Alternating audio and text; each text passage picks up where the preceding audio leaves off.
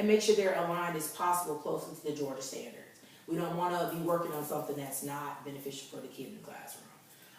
And then encouraging SLPs to communicate more with teachers so that they're aware of what we can provide as language specialists. I think, once again, a lot of speech therapists have really cool ideas, but they don't share them, okay, especially when it comes to language.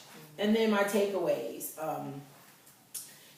Actually looks like the next steps a little bit, but there should be more collab. We talked about that already.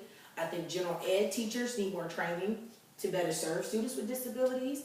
Not to attack them, but I know we've all experienced that. Like, wait a minute, read his IEP. He's doing the best he can right now. Right. And a lot of times that's even with behavior.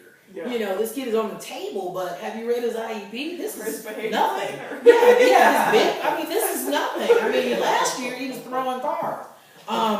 And then the students need more opportunity to employ the strategies learned in the classroom and other settings within the school. And that you talked about that a little bit with transfer and generalization of skills. Even if we're working on it here, we need that same kid to know, Albert, you mentioned, we need Albert to know you're doing it in here, go in the classroom and do the same thing. Like, we need to help these kids or make sure that they're making the connection. All they know is this is speech, I'm in speech, I need to do this, I need to do that. But then when they go to the classroom, everything just falls apart. Okay, so we need that to happen. Classroom teachers should become more creative with teaching, to better capture the many personalities of the students in the classroom. I'm clear on everybody's busy, everybody's got something to do and they need to teach, but sometimes I'm sitting in classrooms observing and I'm bored. So if I'm bored, the kids are bored.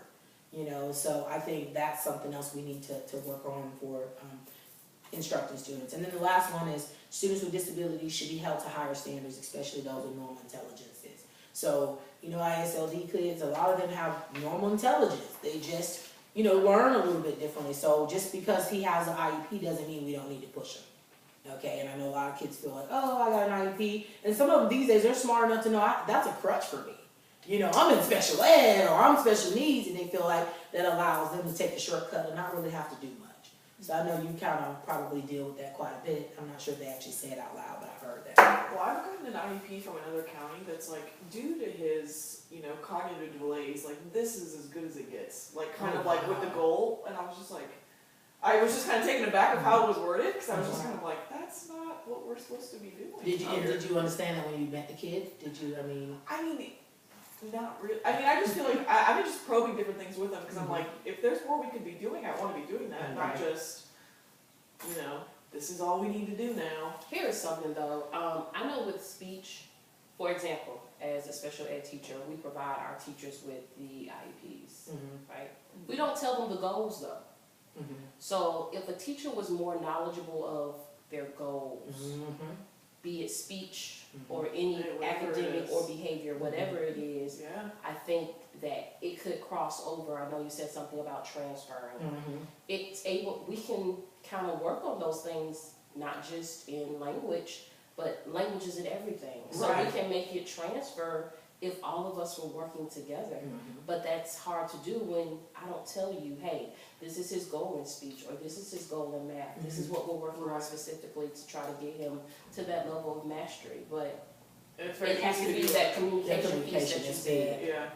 Because it's very easy to be like, these are my goals, these are your goals. Yeah, but if I just keep it to myself, and you said that, if I keep it to myself and I don't share, how are we ever going to get that child to where they need to in order to maximize on their level of intelligence? I think that's major. I think the major thing is communication with anything we do in the schools, and I think it's still not enough. You're new. Excuse me, but we've been doing it, but you're awesome though, but we've been doing it long enough to just see that you got some people who are not interested in really, like you said, they just want to worry about their thing and not really anybody else's. And it's almost like, oh, this kid's in speech, take them and go. Or this kid's in special ed, all right, my co-teacher's here, take your group. And I think we need to merge and keep those lines open for communication, because I've been embarrassed to know in meetings before where teachers like, well, I didn't know he was in speech, or I didn't know he had an IEP, or I didn't know all these things. And I'm thinking, that's why we do verification forms. Hopefully you guys are doing them, not to preach to you, but verification forms are for teachers to know you're signing off saying, hey, I read off on the IEP. That's correct, and I know what to do and how to instruct this kid, because everybody's different, even kids that are not with disabilities, every kid learns differently, we all know that. I'm definitely I think I'm an auditory learner, I think. You know, I can just plug it in, you remember when we were in school, I plug it in and I get 100%. You know, but just like watching, I get kind of, you know, just like, it's not here. So, but anywho, so for the next steps, we would definitely, you know, we'll choose another goal. And then Ms. Thompson already has ideas for activities she would use to tackle those things. Because once again, we have a lot of cool materials, even in the speech rooms, that we could possibly be sharing with you guys, especially when you decide, oh, well, let me break this group off, or let me just do an activity. So it's been a pleasure working with you guys. I've learned a lot, and hopefully you have too. And I think that's it. Okay, so let me stop. Thank you for the video. Thank you. Who's got breakfast?